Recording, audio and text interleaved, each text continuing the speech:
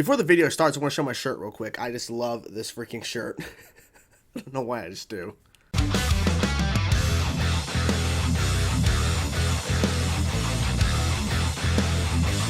Hey everybody, it's Chainsaw Reacts. I'm here today with this video talking about Triviums in the Court of the Dragon. I think I'll call this video an album review. It's more of just like my overall thoughts about the album, so I guess it is an album review, but I just want to talk because those reactions that I did for the songs are my first time listening to those songs and giving my quick thoughts after finishing the song. And for this, I've been digesting the album for the last number of days, been listening to it over and over and over, and then listening to certain individual songs and everything like that. So now I just want to give my overall thoughts about the album, so let's dive in. There has been a lot of discussion about this album in terms of, is In the Court of the Dragon one of the best albums Trivium has ever put out? And in my opinion, it is. Okay, no questions asked about that, in my personal opinion. However, there's also discussions about, is In the Court of the Dragon their best album they've ever done? The best one out of all 10? And in my personal opinion, no. It is really damn close, because to me personally, Shogun, which is the album I fell in love with the band, has a special place in my heart, and I think I'm a little biased towards that. Maybe that's why it's hard for me to kind of dethrone that album, but I will not argue with somebody if they think this is better than Shogun, because this album is phenomenal. It is so well done. The songs, the production, everything going into it, it's so damn good. Like, I can't get enough of this album, so I'm not going to argue with anybody. And maybe one day this album will top it. Who knows? Who knows what album 11 will have? Who knows? It's weird for me to say this because I just said their 2008 album Shogun is their best album they've ever done, but I feel that Trivium is on another level. They are peaking in my personal opinion. With the musicianship, the chemistry between the band, I just think everything is just working for them.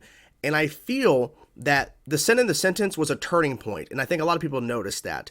And a lot of people are thinking this is the right direction to go, and then What the Dead Men Say was just even proving that. And I feel In the Court of the Dragon, their 10th studio album that we're talking about today, I feel the album wouldn't be where it is today had it not been for what they did with The Sin in the Sentence, and of course What the Dead Men Say. I feel like those albums, they had to go a certain direction in order for us to get to In the Court of the Dragon. And I feel as well with the band, they probably felt they're probably in a way better place now because Alex, of course, joined and then did, of course, The Sin in the Sentence.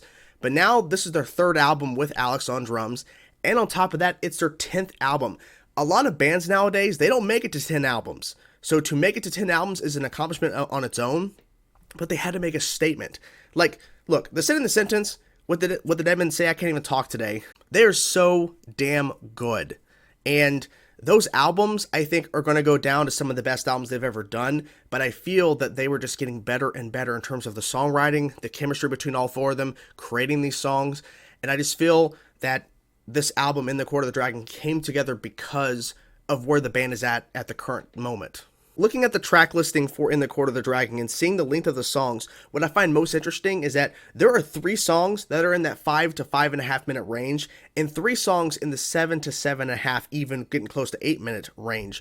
And what I think that kind of shows is that there is a variety of songs in terms of length, feel, tone, and what's actually involved in the songs that a lot of different fans of Trivium, whether it's you're a huge fan of the In Waves era, or you're a huge fan of the Ascendancy era, or a huge fan of the Shogun era, there's something to love about this album. And of course, when I say this, I'm also talking about, What the Dead Men Say and The Sin in the Sentence, because those albums had those things too, but I feel In the Court of the Dragon just found, I think, a perfect balance of a lot of different things that people love from Trivium through their past work in terms of their past eras, if you will, in terms of how they were writing songs back then on certain albums, and combining them in certain ways and making them feel very unique and stand outish in terms of the progression of the songs and how they structure the songs. I just feel like with this album, they really found the perfect formula, in my personal opinion, for all of this to really make it the best it can be. So after a couple of listens in the Court of the Dragon in its entirety, I was curious about this. I went and listened to the entirety of The Sin in the Sentence, and then right after that, What the Dead Men Say. And first of all, great stuff. I was rediscovering certain things like, oh, this song is fantastic. I kind of forgot a little about this one. And this section is great. Holy crap. I was noticing that there were certain songs in certain moments I wasn't in love with. Like, I still liked it, but it didn't blow me away like the entirety of In the Court of the Dragon. Like, it just really showed to me that they were just improving over time. They were finding ways to make it work. And sometimes it didn't work, and it's okay.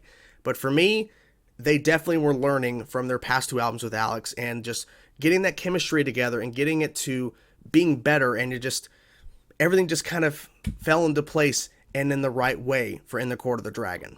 The solos, the vocals, the riffs, the bass parts, the drums, everything worked on this album. And honestly, as I go back and listen to it from time to time and listen to individual songs, I'm hearing new things. I'm discovering new things that I actually like more. And that's what I think is what music is supposed to do. And Trivium wrote an album here that gives, like I was mentioning earlier, a huge variety of stuff that I'm able to fall in love with certain songs in a certain way. And then when I hear it a little bit later, like, oh, wait a minute, like I like this part more now. And I'm able to kind of focus more on that. And with those first listens and those reactions, I'm trying to take everything in as much as I can on the first listen, but it's really difficult. That's why I go back a lot of times listening to certain parts again and again, because I'm trying to make sure I'm hearing everything as much as I can on that first listen, because it takes time to fully catch everything in certain songs. And just the way they were structuring certain songs, it's pretty much impossible to catch every single detail they're trying to throw in to the music. And that just shows on how much they spend time on writing. And it excites me for what's down the road for them. Like, what is next for them? Like, if this is what they're putting out now on their 10th album, what is album number 11? Like, what is that going to be like? I'm really curious as hell on that. What I'm really curious about as well is if they're going to perform all of these songs live. I would like to think they would, but who knows? But if they do, I'm really excited to hear, obviously, all of them. But there are certain parts and certain moments in these songs I'm really curious to see how that's going to translate to live. Like, I know they can do it, but how's it going to sound? Because there are certain parts, it's like really crazy and a lot of stuff's going on. I'm like, I hope they can make this work. And all that comes down to is practice, practice, practice. Now, I've heard the album a few times in its entirety, but I want to give you guys the songs that I am loving the most right now as I'm recording this video, the songs that I just can't get over. In the Court of the Dragon, the actual title track itself, I just can't get over how great that song is. I still go back to it. It's so damn good, and I'm so glad they put that out as the single for the album itself in terms of the first introduction, really, of the album. Like a Sword Over Damocles, holy shit. Fantastic. And I'm glad that was the first song I heard, because I went in tracklist order after the album dropped, because it is so damn good. A Crisis of Revelation, Ascendancy on steroids. Holy shit. That song. The Shadow of the Abattoir. I'm probably butchering that. The Shadow of the Abattoir. Phenomenal. 7 minutes long. It's so well done, and I can't ask for more there. No Way Back, Just Through. It's a short-ass song, but I don't care. It's a shorter song on the album if you don't include the instrumental X leading into In the Court of the Dragon, but I just love that song. I'm so glad that what they did with it, because, I mean, literally, it could have been just a more simple song. They didn't go that route. And From Dawn to Decadence, I'm actually really enjoying that song. I really am. Fall Into Your Hands, I mean, I listened the hell out of that shit, but I'm listening to the other songs as well, because, like, Fall Into Your Hands was the one that I instantly fell in love with, but I'm trying to listen to the other songs more and more, because I could easily just listen to Fall Into Your Hands or repeat over and over and over, but I'm trying to give the other songs some listens to. And those are the ones that I'm really listening to a lot right now in terms of just what they offer. And it was more of like the songs that are actually on the rest of the album that were not singles that I was really diving into more, because those are the songs that Trivium wanted fans to wait for. You know, there's a certain marketing strategy with putting out certain songs as singles to give it the idea of what the rest of the album is going to be, but it's a way to market, you know, the album and kind of market the band. But what I like is that they held off on, in my personal opinion, some of the better stuff on the actual album, and so you had to go buy it to actually discover it. Because if you just listen to the singles and nothing else, you're missing out on a hell of a ton of stuff here. It's hard to wrap up a video about an album that we could easily just discuss and talk about for a while in terms of individual songs, individual moments. But just overall at this point, this is an album that I think will go down easily as one of their best albums they've ever done. And it may contend and actually be their best album ever. I'm not really sure. There are some people that are saying it's their best album ever. And that's amazing. That's awesome, because music hits everybody differently. And I feel with Trivium, they're on another level. They're hitting a certain peak, and they're just killing it. They're killing it with their music, and it's phenomenal. And like I was saying earlier about how A lot of metal bands do not hit 10 albums. They just don't. It's not like an everyday thing that a band that starts out and they're putting out albums. And the thing is, Trivium was doing a lot of different variety of stuff over the years in terms of their approach to writing music and how they were putting out music, in terms of how the music was coming across and the genres they were kind of touching on. I think it's very interesting. So for them to get to this point now where they're 10 albums in, their 10th album, a lot of people are discussing as one of their best or even maybe the best album they've ever done.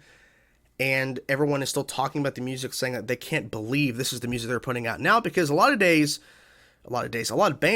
nowadays, they put out their music, it's not hitting the same, or it doesn't have that same feel as their previous work. With Trivium, they're definitely not in the norm for a lot of bands nowadays. And so we got to give praise to Trivium and love the band for what they're doing. I love this album. I do. And I'm really excited to see where it lands with me as we continue on, and hopefully getting closer to album 11, whatever that's going to be. But Trivium made a statement, and they stood out. All I wish was that maybe this album was longer, but that's just me, because I just want more. But maybe the album would be a different feel if these songs were longer. There's a lot of people talk about From Dawn to Decadence, and I said this too. What if that song was longer? I wish it was longer, a longer song.